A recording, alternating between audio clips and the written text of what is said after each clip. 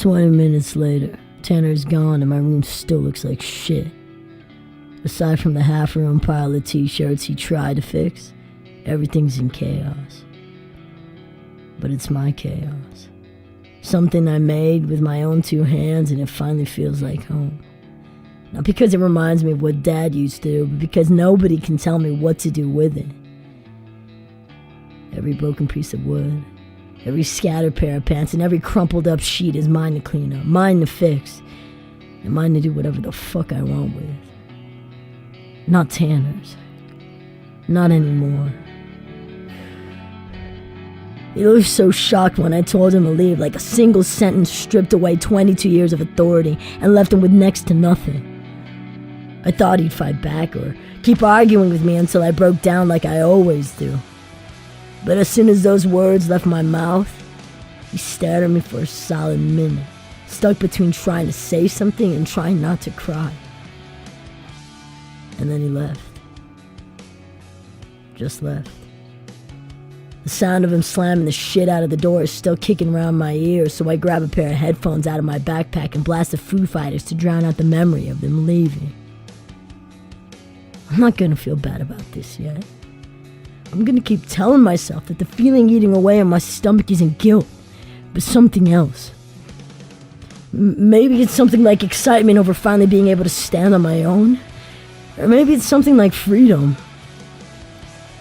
I open my text, delete everything from Tanner, and draft up a new message to Jersey. New text message to Jersey at 5:22 p.m. You okay? Me and Tanner got into some shit, but he's gone now if you want to come over and talk. Actually, scratch that, my room's fucked up right now. I'll meet you at your place in 10. 3 little bubbles appear on the bottom of the screen and then disappear about as quickly as they showed up. I stare at my phone and wait for her to answer until my eyes sting. A new email notification from Professor Hayes pops up and steals my attention. Urgent. Please read immediately. Shit. She knows. She probably saw my face plastered on the front of the Daily Bruin and is pissed about the fact that UCLA's prized writer in residence was seen with his tongue down a girl's throat. A girl who happens to be in her class. Fuck. Hayes can't figure this out. She won't. And even if she does, I'll deny it. I'll deny everything as long as it keeps Jersey out of the limelight. My thumb's shaking as I open her email. The page loads. Slowly, which doesn't exactly help the whole panic attack situation. But I can't pussy out of reading this email now. Her words appear on the screen and slap me straight in the face the second I read them. From Hayes at UCLA.edu.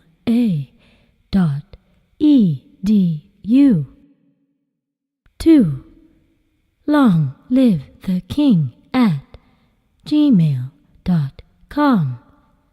Subject: urgent. Please read immediately. Good morning, Mr. King. I hope my email finds you well. I've attached one late form post I received from Miss Summers that you haven't responded to yet. Please read and reply to her post as soon as you get this. Thanks again. Best, Professor Hayes. I click on Jersey's post faster than anything I've ever clicked on in my life. And I read her words, a hidden truth at a time. Every sentence rattles me until the force of her honesty pulls me out of my bed and straight to my door. I pull it open and find her standing there trying to hide her tears behind the ghost of a smile. Hey, she says. Hey. She parts her lips to speak but breathes in the silence instead. Her eyes are so hollow, like big empty rabbit holes that could go on for miles. She's been crying. There's charcoal trails on her cheeks, and as much as I want to reach out and tell her that everything's okay, I can't. I can't because nothing's okay. And she looks tired of being lied to. She looks tired of being tired of being sad, tired of smiling through her secrets. My mom used to look at me like that. I never wanted to see another woman I cared about look at me that way again. I'm sorry about earlier. I shouldn't have kissed you like that after I said that I mold my mouth to her lips and hold her whole body hostage, even though I know I shouldn't. I'm breaking all of our rules. I'm fucking up our friendship. But for these couple seconds, I don't fucking care. Because this is my answer to every single word she wrote me. And before we go back to pretending that we don't want each other, I want her to feel how much I do. I don't know how long we stay like that, but I end up having to force myself to stop. When I finally open my eyes again and look down at her, she's crying. I pull her into my chest and just listen to her breathe for a little while. Every breath escapes in tiny helpless pieces and disappears into my t-shirt. I want to stand with her like this until the rest of the world fades out. But the headlines are still screaming in the back of my head. My attention's split between her and the sound of people talking in the stairwell. People who could see us. People who could dream up a million different ways to ruin this moment for the both of us. I pull back from Jersey, wipe the tears out from under her eyes, and ask her the one question that's been on my mind since the news leaked our picture this morning. If I asked you to disappear with me for the next 24 hours, would you? She looks up at me, confused. disappear where? Somewhere good. Somewhere better than here, just until things settle down with Callie and Tanner. And the news. Elias, I can't... We can't just... Just say you'll go. Fuck this place. Fuck excuses. Let's get lost, Jersey. Let's just leave. I promise I'll have you back here in 48 hours. And if you don't want to hang out with me after that, then I'll walk. But just give me the weekend to be whatever it is you need me to be. And I will. She looks up at me, a little more sure of herself than before. But her hesitation to speak kicks my heart into high gear.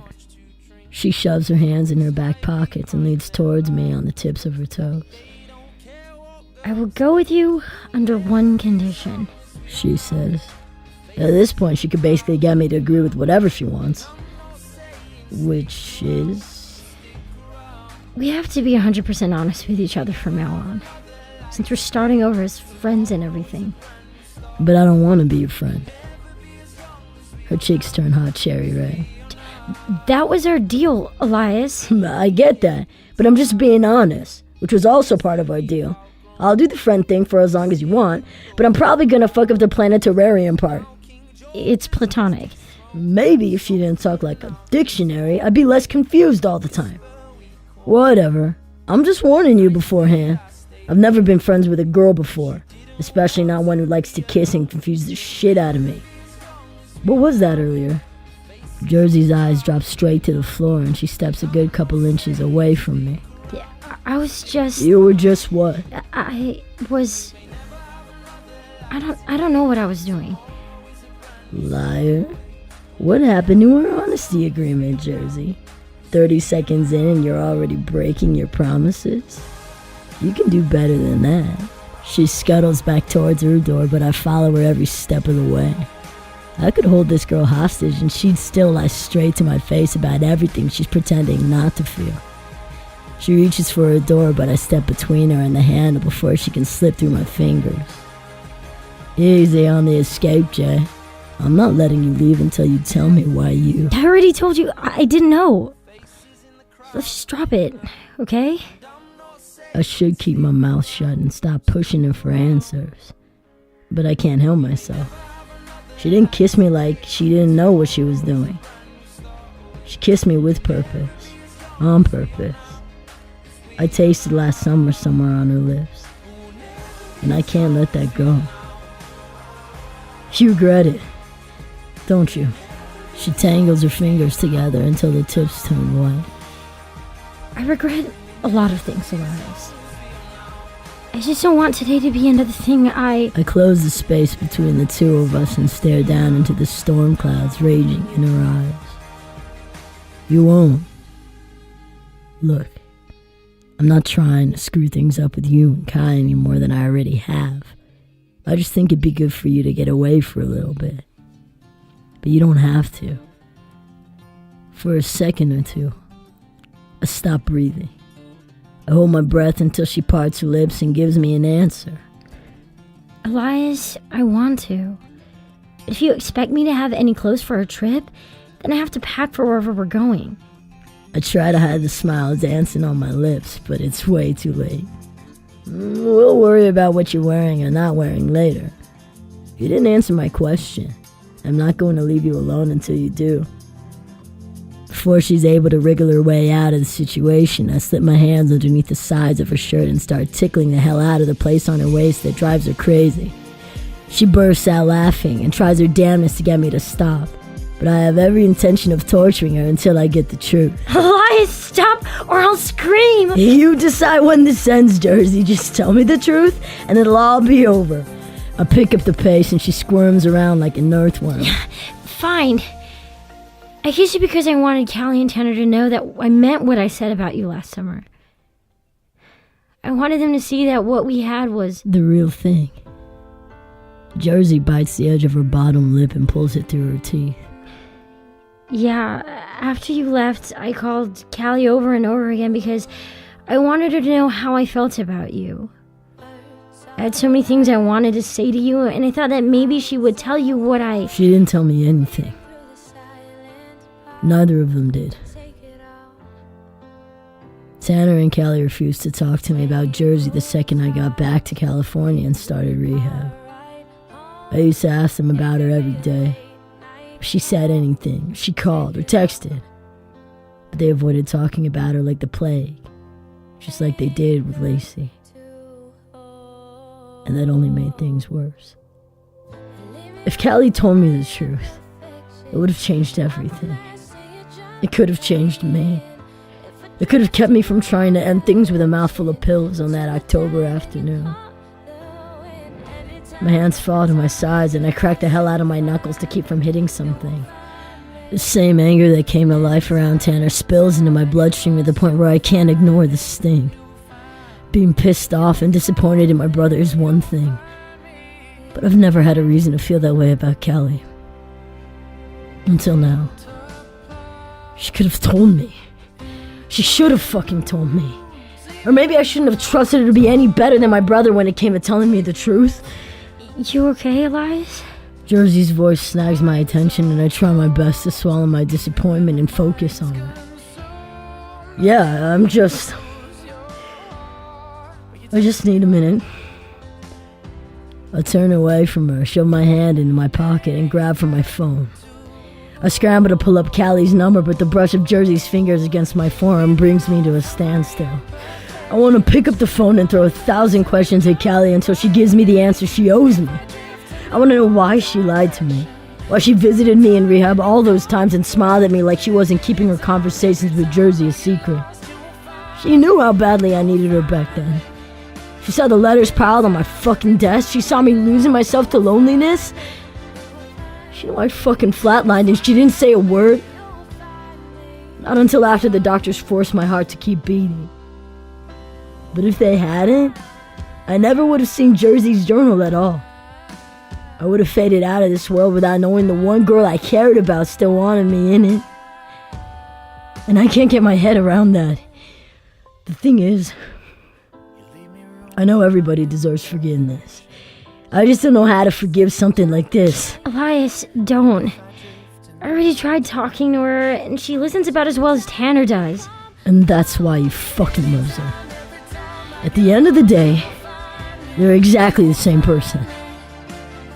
I just can't understand why I was stupid enough to think Callie wouldn't hide shit from me. Jersey shuts her eyes and breathes out her frustration.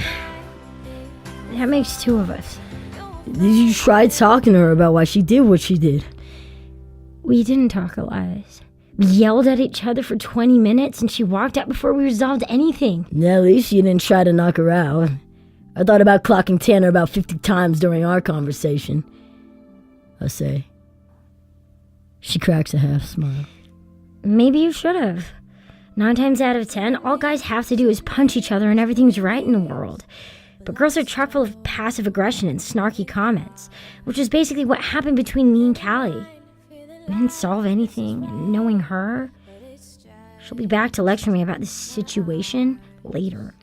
She can't lecture you if you're not here, Jersey. And what am I supposed to tell her when she shows up here and I'm gone? She folds her hands over her chest and stares at me like she's forgotten what living for the moment feels like. I don't know why or how the hell she ended up in the kind of relationship that put out the fire in her heart. But I'm gonna bring it back. I'm gonna bring her back. One step at a time. You don't have to say anything. If you're gone, you're gone. She can't do anything about it. You need a weekend somewhere else. Anywhere else. We both do. So stop making excuses and go back, I say.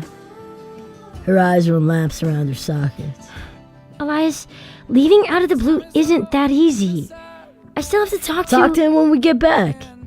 If you need someone to talk to in the meantime, I'll be right here. She steps past me, cracks open her door, and slips inside, but stops before she totally disappears. Thanks for the offer, but I'll have to pass. You sure? I figured with Callie keeping your whole over-the-phone love confession a secret, then maybe you could tell me what you said to her about me on our little adventure. You know, since we're friends and all. Friends don't keep secrets, Jersey. The color fades out of her cheeks completely. Okay, first of all, no one said it was a love confession. Yeah, well, you kind of impaled it, I say. Implied, Elias? And no, I didn't. Callie and I had a conversation which I will never repeat because it was sad and embarrassing, and we're working on being friends now, so it'll probably be better left unsaid. It'll just make things more... awesome? Awkward. Now I have to know. I'll get it out of her somehow. Fine. I'll let it slide for now. But you've got to promise that you'll tell me what you said one of these days. She holds out her pinky and shoots me a sly smile. Deal.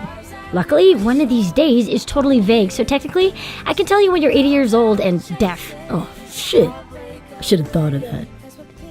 Whatever. We've got a whole road trip ahead of us, so I'll get you to spill by the end of it.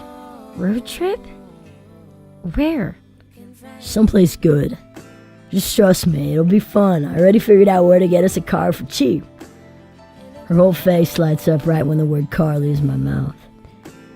Good to know I'm not the only one whose mind heads to magical places when I think about the two of us alone in any sort of vehicle. Even if you do manage to get us a car, where are we supposed to sleep? I can't afford a hotel, and I don't want you paying for one. I wasn't going to. We can lean the seats back in the car and... No reclining seats, no sleepovers in tiny enclosed spaces. She folds her hands over her chest and puffs out her bottom lip. I try not to mistake the gesture as an invitation to kiss it. We're friends, Jersey. I'm not gonna do anything. Good. Unless you want me to. She opens her mouth to respond, but a buzz from her phone cuts off the conversation. She opens her screen and the spark in her eyes burns out. Everything okay? I ask. She types in a text message, hands shaking before turning her attention back to me. Sorry, what? Is everything okay? You look a little... I'm fine, Elias. Someone just sent me a weird pic. Probably had the wrong number. She shoves her phone back in her pocket and breaks into an empty laugh I can't even force myself to believe. Some things never change. She's still a pretender. She's still too much like the me I used to be. Did somebody send you a dick pic? Give me your phone and I'll text him back threatening to kick his ass if he sends you stupid shit again. I slip into a smile hoping to lighten the mood, but she doesn't answer.